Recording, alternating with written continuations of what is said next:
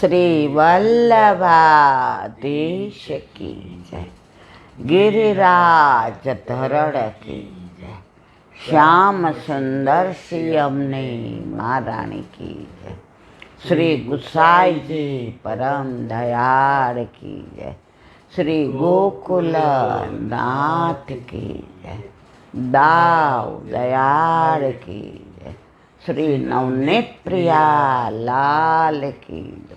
अपने माथे विराजता सेव्य स्वरूप की બધાય વૈષ્ણવને જાજા કરી જય શ્રી કૃષ્ણ.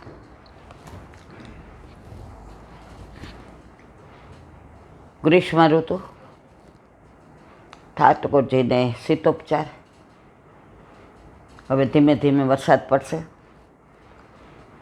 એટલે પછી ધીમે ધીમે શીતોપચાર ફુવારા બધું ઓછું થઈ જશે. આ વખતે વરસાદે બહુ રાહ જોવડાવી. ગોપીઓ કહે છે ને, ઠાકોરજી એમની નિકુંજમાં પધારવાના હતા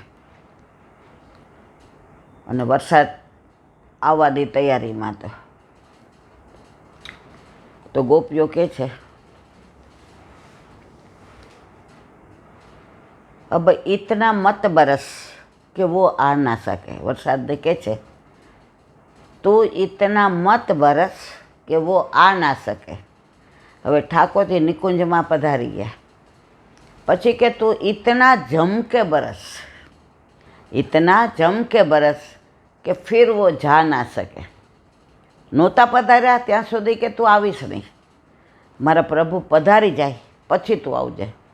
અને પધાર્યા એટલે કે તું इतना जम के बरस કે वो जा ना सके. તો આ બધું કવિઓ શીખા ક્યાંથી? રાધા કૃષ્ણના પ્રેમમાંથી ને. ઓલો ગુજરાતી ગીત છે ને પિક્ચરનું, એમાંય ઠાકોરજીના અનુસંધાનમાં જ છે. ભલે એ લોકોએ પ્રેમલા પ્રેમલીના અવલામ લીધું છે, પણ આપણે તો શરદ પૂનમ હોય છે અને નાયક ને નાયિકા મળે છે. એમાં ભલે સ્નેહલતા ને હોય, પણ આપણા માટે તો આપણા ઠાકોરજી અને આપણા સામનેની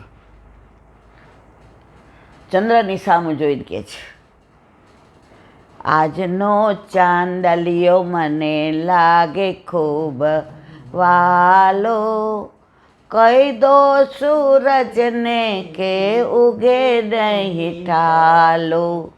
આજનો ચાંદલિયો મને લાગે ખૂબ વાલો, કહી દો સૂરજને કે ઉગે નહીં ઠાલો. સામનેજી કહે છે, ગોપીઓ કહે છે કે આજે એટલો સરસ ચંદ્રમાં ખીલ્યો છે, કૃષ્ણચંદ્ર છે ને, કે હવે આ ચંદ્ર આમ નામ રહે, આ ચાંદની આમ નામ રહે, આ શીતળતા આમ નામ રહે. હવે સૂરજને કહેજો એને આવવાની જરૂર નથી. ઉગે નહીં ઠાલો, કાંઠિયાવાડી ભાષા છે. ઠાલો એટલે નકામો. કાઠિયાવાડમાં એમ કાંઈ બે ત્રણ વાર કોઈ આવીને કાંઈ પૂછી જાય ને, હવે ઠાલા ઠાલા ધક્કા હું ખાસ, નક્કી કરીને જા. ઓલા નાના હોય કોલેજમાં કે સ્કૂલમાં, એટલે આપણને ના પાડતા હોય કે નહીં આજે તારે એકવાર અમારે જવાનું હતું ત્યાં જંગલેશ્વર કે ઈશ્વરિયા, બહુ યાદ નથી. એટલે મારા કાકાએ ના પાડી. અને મારા કાકાનું એવું, એ એકવાર ના પાડે અને એને મનમાં એમ થાય કે આ જવું બરાબર નથી, પછી મારા કાકાને કોઈ નામાંથી હાર ન પડાવી શકે. એટલે મારી એક ફ્રેન્ડ હતી. હવે એ લોકો મારા વિના જાય નહીં, કારણ મને તોફાન ને મસ્તી ને જોક ને. હવે ત્યાં ઈશ્વરિયા ગાડી જતી હતી કે જંગલેશ્વર, બહુ યાદ ને. એ ગાડી એવી ધીમી હાલે ને કે તમે એના કરતાં હાલીને જાઓ તો વહેલા પહોંચો. એટલે અમે કોલેજમાં હતા એટલે ચાલુ ગાડીએ ચડીએ ને ઉતરીએ ને ગાઈએ ને નાસ્તો લઈ ગયા હોઈએ ને તોફાન ને મસ્તી ને. એટલે બિચારી મારી એક ફ્રેન્ડ હતી, નજીક જ રહેતી હતી, એટલે પૂછવા આવી, એ કાકા આવવા દો ને, આમ શું કરો છો? કાકા અમે સાંજે વહેલા આવી જશું. કાકા કહે ત્યાં છેલ્લી ટ્રેન 8 વાગ્યાની છે, તમે અહીં આવો એટલે 10 વાગે. દિવસ હાથમાં પછી મારી બેબીને મારે ક્યાંય બહાર જવા દેવી નથી, એને ખબર જ પડતી નથી. વળી બિચારી ઘરે ગઈ. એટલે એના મમ્મી પપ્પાએ એવું કીધું કે જસાણી આવે તમે બધા જાઓ. એટલે પાછા એ 3-4 જણા ભેગા થઈ આવ્યા. કાકા અમે વહેલા, એ કે પણ ટ્રેન જ નથી 8 વાગ્યા પહેલાં કેવી રીતે? હાલો તમે મને લખીને દો 6 વાગે આવી જશો, જાઓ લઈ જાઓ. હવે ત્યાંથી બસ, આ તો 50-60 વર્ષ પહેલાંની વાત છે, બસની કોઈ વ્યવસ્થા નહીં. હવે ત્યારે તો ગાડી સાયકલ હોવી ને એ અત્યારનું સ્કૂટર હોવા જેવું. એટલે પછી કે કાકા તમે કહો ને શું કરીએ? એટલે પછી હું આમ થોડી દોઢી, મેં તો કાકા તમે જ અમારી ભેગા લો. એટલે કાકા હોશિયાર હતા, મારા પપ્પાએ અમને આવા હોશિયાર કર્યા હોય ને મારા પપ્પાએ. એ કે હા તૈયાર થઈ જાઓ, હાલો હું લઈ જાઉં. હવે કોણ જાય? કાકા ભેગા હોય તો તોફાન મસ્તી, ખાવાનું પીવાનું, તમે બધા ભેગા હો. હવે એ તો ખબર ન હોય કે તમે લોકો અમારે ભેગા આવો છો. પણ મારા કાકા બહુ હોશિયાર હતા. એટલે પછી ખીજાણા કાકા. એ કે ઠાલા ઠાલા હું ધક્કા ખાઓ છો? એકવાર ના એટલે ના, આટલામાં ક્યાંય જવું હોય તો જાઓ. પછી બે બહાર જઈને કીધું આપણે ભોમેશ્વર જઈએ, સાયકલ લઈને જવાય. આપણે જતા ને ભોમેશ્વર તો પછી ત્યાંથી ઈશ્વરીય તમે સાયકલ લઈને જાઓ ને તો 20 મિનિટ જ થાય. મેં તો આપણે ભોમેશ્વરનું કહીએ પછી ઈશ્વરીય જઈ આવશું. એટલે પછી મેં રસ્તો કાઢ્યો. મેં તો કાકા ભોમેશ્વર જાય સાયકલ લઈને. એ કે કેટલા વાગે પાછા આવશો? અમે કીધું 6:30. કાકા કે 6:30 પછી આવશો તો કાલથી કોલેજ જવાનું બંધ. એટલે અમે સમજી ગયા. તો સાયકલ લઈને ગયા. ભોમેશ્વરમાં તો ખાલી કહેવાય કે અમે ગયા હતા, કારણ કે એના પૂજારી કાકાને ઓળખે, આપણા ઘરાક હતા એ. એટલે કાકા પૂછે કે બેબીને એ લોકો આવ્યા હતા? તો હા ના તરત કહે, કારણ કે સવારે લેવા આવે કેરીને બધું. એટલે ત્યાં ગયા ને પૂજારી કાકાને મળ્યા ને પછી ઈશ્વરીય ગયા. હવે ઈશ્વરીય તમને ખબર પગથિયા ખૂબ ચડવાના. હવે ત્યાં આપણા તમે ને બધા આપણે જે આનંદ કર્યો, ત્યાં લાડવા બનાવ્યા હતા ઓલા, એ બધાએ જલસેથી ખાધું ને પીધું ને. કાકાને એટલા હોશિયાર, સાંજે આવ્યા એટલે પૂછ્યું ક્યાં ગયા હતા? એટલે કાકા બીજી વાર પૂછે એટલે હું એની દીકરીને હું સમજી જ જાઉં કાકાને ખબર પડી ગઈ છે. કારણ કે ઈશ્વરિયા કોક અમને જોઈ ગયું હોય જે કાકાને ઓળખતું હોય. એટલે અમે કીધું ભોમેશ્વર ગયા ને પછી ત્યાંથી મને કે ત્યાંથી પછી મેં તો કાકા બધા ઈશ્વરિયા જતા હતા ને એટલે ફક્ત નીચેથી જઈને આવતા રહ્યા. ત્યાં કે બેબી મેં ના પાડી હતી ઈશ્વરિયા જવાની, કેમ ગયા? કાલથી કોલેજ બંધ. 3 દી અમને કોલેજ ના જવા દીધી મને ખાસ. પછી કેટલુંય બાએ બાજુ માનસાબેને બધાએ કહ્યું ત્યારે કોલેજ જવા દીધી, નહીં એટલે નહીં. એટલે જો આવા મા બાપ હતા અને આપણે વાંચતા હતા. આ ઠાલા ઠાલામાંથી નહીં આવી ગયા આપણે. તો આજનો ચાંદલિયો મને લાગે ખૂબ વાલો, કહી દો સૂરજને કે ઉગે નહીં થાલો. તો ગોપીઓની કુંજ હોય કે નિકુંજ હોય, સાબનીજીની નિભૃત નિકુંજ હોય કે નિબીડ હોય, એમાં જે લીલાનું અનુસંધાન, એવી એક લીલાની વાત યાદ આવી, ચલો કહી દઉં. એકવાર એક ગોપી તાજું તાજું માખણ આટલું બધું કાઢી અને ગરમ ગરમ રોટી,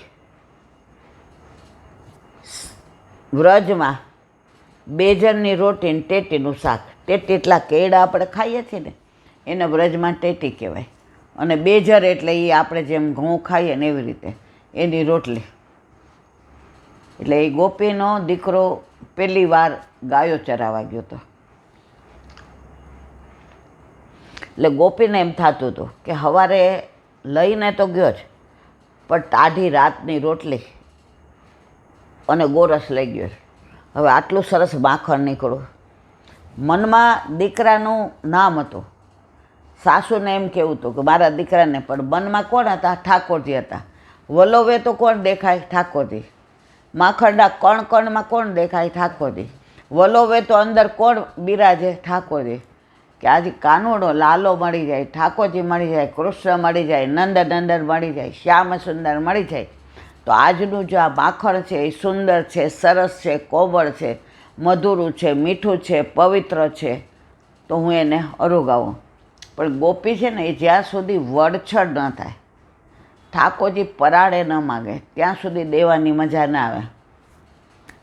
ગોરસ વેચવા જાય તો ઠાકોરજી પરાણે જ લે. ઓલું ગોરસનું એક ગીત છે ને સરસ છે, ધોળ. મેલોને મોહન મટકી રે મારા મૈડા છલકાય. સરસ છે, મને આવડતું નથી, હું ભૂલી ગઈ છું, પાછું આવશે ત્યારે યાદ આવશે. તો દરેક વખતે જે ખેંચતાણ થાય, ગોપીની અંદરથી ઈચ્છા હોય જ કે ઠાકોરજી જારું કે મારું સર્વસ્વ, માથાના કેસથી માંડીને પગના નખ સુધી મારું સર્વસ્વ પ્રભુનું જ. ગોપીઓ જે સર્વસ્વ સમર્પણ કર્યું હતું ને, એ આપણે રોજ બોલીએ છીએ, આત્મના સહ સમર્પયામી, આત્મા સહિત બધુંય તારું. ઠાકોરજી કે બોલીને ગઈ, અભી બોલા અભી ફોક. આ બોલે એટલું મારે સાંભળી લેવાનું. એ સાંભળવા માટે હોય છે, એક્શનમાં મૂકવા માટે નહીં હોતું. એ વર્તનમાં મૂકતી નથી. આપણે ક્યાં મૂકીએ? ઘરનું એડ્રેસ આપીએ તો લખો મારા ઘરનું એડ્રેસ, મારું ઘર. આ ગાડી કોની છે? મારી. આ લોકર કોના નામનું? મારા નામનું. આ ઘર કોના નામનું? મારાના. ઠાકોરજી કે બધું તારું છે. પણ આપણે હોશિયાર પાછા, આપણે ઠાકોરજીને કહીએ મારું કહું છું, પણ હું કોની છું? હું તારી છું ને.